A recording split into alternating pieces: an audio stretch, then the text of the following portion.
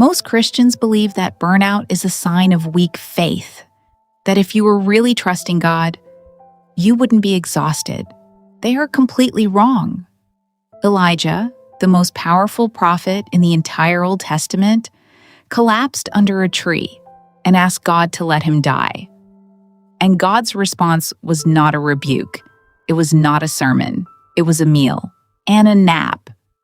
This is the story of Rachel, a woman who gave everything to everyone until the day there was nothing left to give.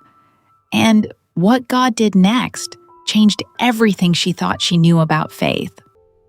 Welcome to Revelation Now, where faith meets real life, and every story reveals God's truth, hope, and purpose.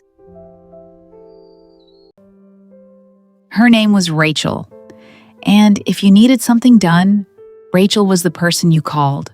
At work, she was the colleague who took on extra projects without being asked, the one whose inbox was always managed, whose deadlines were always met, whose work was always above standard. Her manager once told her in a performance review that the team functioned differently when she was out. She took it as a compliment. She should have taken it as a warning. At church, Rachel was the woman the pastor called when something needed organizing. The women's Bible study leader, the event coordinator, the person who arrived before anyone else and left after everyone had gone. She had been serving in the same church for 11 years. She knew where everything was kept, how everything worked, who needed what and when. The church needed Rachel, and Rachel needed to be needed. She hadn't examined that second part yet. At home, she was a mother, a present one. The homework checked, the lunches made, the school plays attended, the bedtime routines kept. She held her home the way she held everything, with complete competence and complete depletion. Her children saw her tired. They just didn't know how tired. Because Rachel had become very good at a particular skill, the skill of appearing fine. She had a routine that she told herself was sustainable, up at 5:30, quiet time, or what was left of it after she checked her phone for urgent messages, children ready, work, meeting, another meeting, pickup, dinner, homework, church commitment, emails, bed. Then, up again at 5:30. She had been running this schedule for 3 years. She had told herself for 3 years that she would slow down soon kept moving forward. Like a horizon you drive toward and can never reach. The cracks did not appear all at once. They appeared the way all structural damage appears, invisibly first, then suddenly everywhere. She started forgetting things, small things initially, a name she should have remembered, an appointment she had written down and then missed, then larger things, a deadline at work that slipped past her for the first time in 5 years, a child who mentioned something 3 times before Rachel realized she had not actually heard it any of the 3 times. She was present in every room. She was not actually there. On Sundays, she would sit in church and feel nothing. Not emptiness exactly. Worse than emptiness. She would watch other people worship, hands raised, eyes closed, moved by something she could see was real. And she would feel a kind of ache that she couldn't name, like watching a language being spoken that she used to know fluently and could no longer understand. She had led the worship team meeting that morning. She had ordered the chairs, briefed the sound team, welcomed the visitors at the door. She had done all the things that made the space possible for other people to encounter God. And she could not feel him herself. She started hiding in the church bathroom during services. Not often, just sometimes, when the gap between who she was supposed to be in that building and who she actually was inside became too wide to hold in a single expression. She would run the tap, look at herself in the mirror, tell herself she was fine, go back out. One Wednesday night, she fell asleep at the kitchen table. She had planned her quiet time, set her Bible out, made tea, and simply stopped. Her daughter found her in the morning, cheek on her arm, hand resting on the open Bible page. Her daughter didn't wake her. She got herself ready for school, left a note by the tea mug, and went. When Rachel woke up alone in the quiet kitchen and read the note, "I didn't want to wake you, Mom. You looked so tired." She sat for a long time without moving. There was something in those words. You looked so tired. The fact that her child had noticed what she had been telling herself wasn't visible. The night it finally broke open was an ordinary one. No dramatic event, no crisis, no single thing that pushed her over, just a Tuesday, just another day of being everything to everyone. The children were in bed. The house was quiet. She walked into the bathroom, closed the door, and sat down on the floor, and did not get up for a very long time. Not crying, past crying, just empty, like a jar that has been poured out until there is nothing left and no one has thought to refill it. She sat there and thought one clear thought. I cannot do this anymore. And underneath that, quieter, more frightening, I don't even know who I am if I'm not doing all of this. She called in sick to work the next morning, the first time in 2 years. She felt guilty about it for approximately 4 minutes, and then she felt something else. Relief. A relief so large and so unfamiliar that it frightened her. She took herself to the park. No phone, no agenda, just a bench and an overcast sky. She sat there for an hour and a half. She watched a dog chase a pigeon. The pigeon won. She watched an old man on a nearby bench eat a sandwich with great, peaceful patience. She watched a toddler discover a puddle and walk into it on purpose. She sat there and did absolutely nothing. And something began to loosen. The tightest place in her chest, the one she had learned to breathe around, began, very slightly, to release. That afternoon, she opened her Bible for the first time in months without an agenda, not to prepare a teaching, not to find a verse to share with someone else, for herself. She turned, almost by accident, to 1 Kings chapter 19.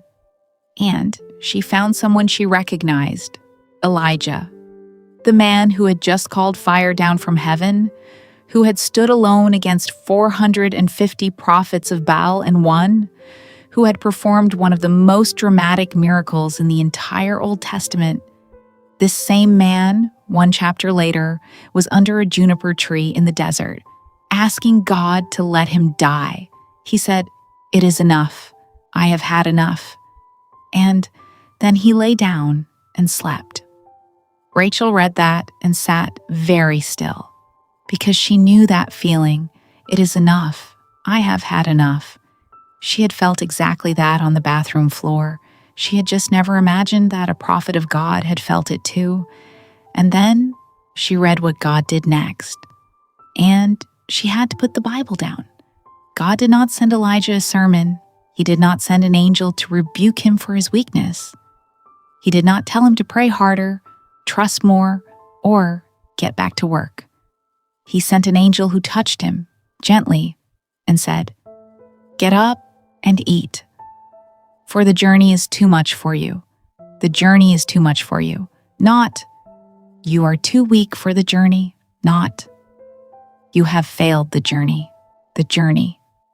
This particular season, this particular weight, this particular stretch of road is too much for you, for any person. And what you need right now is not more effort.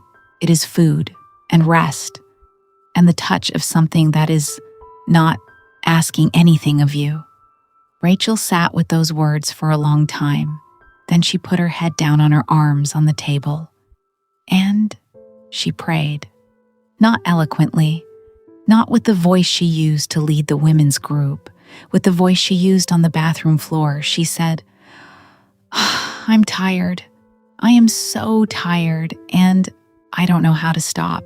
And I think I have been running from you, even while I was running toward you, and I need you to help me because I cannot fix this myself." That was it. That was the whole prayer. And something in the room shifted, the same way a window opens and changes the quality of the air, imperceptible to anyone watching, everything to her. She slept that afternoon for the first time in months without an alarm set. She woke up at 6 in the evening. She had slept for 4 hours in the middle of the day. She lay in the quiet bedroom and waited for the guilt to arrive. It didn't. The days that followed were not miraculous. They were ordinary, deliberately, carefully ordinary. She ate breakfast sitting down, both hands free, no phone, small. But it was the first time in 3 years she had done it. She told her pastor she needed to step back from leading the women's group for a season. She expected resistance. He said, "Rachel, I have been waiting for you to say that for 2 years." She didn't know whether to laugh or cry. She did both. She had a conversation with an older woman at the church named Martha. Not because Martha was a counselor or a pastor, simply because Martha had a quality of stillness that Rachel had always noticed and never had time to ask about. They sat in the empty church with cups of tea, and Rachel said something she had never said out loud. "I think I have been serving God without actually being with God." And Martha nodded slowly and said, "Yes, I did that for 15 years. And it nearly ended me. 2 women in an empty church, no program, no agenda, no one else's need being met, just truth being spoken and received." It was the most nourished Rachel had felt in as long as she could remember. She started keeping her mornings differently. The phone stayed face down until after she had spent time with God. Real time, not the leftover minutes at the end of a task list. First, it felt almost revolutionary. To give the first and best part of herself to God, rather than the scraped-together remnants. To come to Him full enough to actually receive, rather than arriving already empty and going through motions. Elijah did not stay under the juniper tree forever. After the rest, after the food, after the angel's touch, he got up and went. 40 days he traveled in the strength of that one meal. The rest was not an ending, it was a refilling. God did not retire Elijah because he burned out. He restored him and sent him back out. Rachel went back to church. She went back to work. She went back to her home and her children and her life. But she went back differently, not carrying less. She still carried much, but carrying it from a different place. From the inside out rather than the outside in. From fullness rather than from duty. From a woman who had been to the juniper tree and been fed there rather than a woman running from it. Here is what the story of Elijah teaches us that nobody preaches enough. Burnout is not a faith failure, it is a signal. It is the body and the soul saying together, the journey is too much. The way you are doing this is not sustainable. Something needs to change. And God's response to that signal, in Elijah's life and in Rachel's and perhaps in yours, is not condemnation. It is compassion. Get up and eat, for the journey is too much for you. Not, you are weak. Not, you have failed me. Get up, eat, rest. Let me refill what the running has emptied. Maybe you recognize Rachel. Maybe you are Rachel, the person everyone counts on, the one who never says no, the one whose capacity others have come to rely on as though it is infinite. Maybe you have been serving God without actually being with God. Maybe you have been running so fast, doing so much for the kingdom, that you have not sat in the presence of the King.